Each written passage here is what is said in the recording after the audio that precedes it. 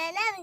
ഞാനിവിടെ പറയാൻ പോകുന്ന കഥയുടെ പേരാണ് പൊന്മുട്ടയിടുന്ന താറാവ്. ഒരിടത്തൊരിടത്ത് ഒരു പാവപ്പെട്ട കൃഷിക്കാരനുണ്ടായിരുന്നു.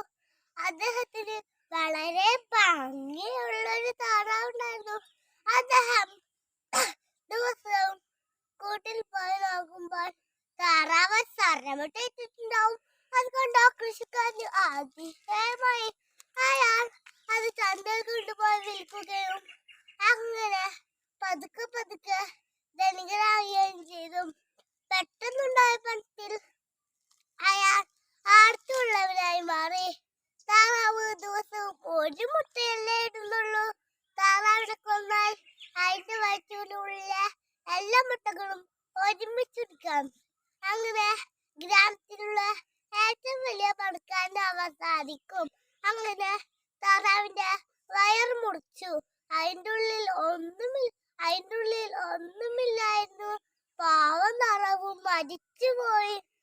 കൃഷിക്കാരൻ ഉള്ള ഭാഗ്യം കൂടി ഇല്ലാതാക്കി. ഗുണപാഠം: അത്യാഗ്രഹം ആപത്താണ്. Thank U.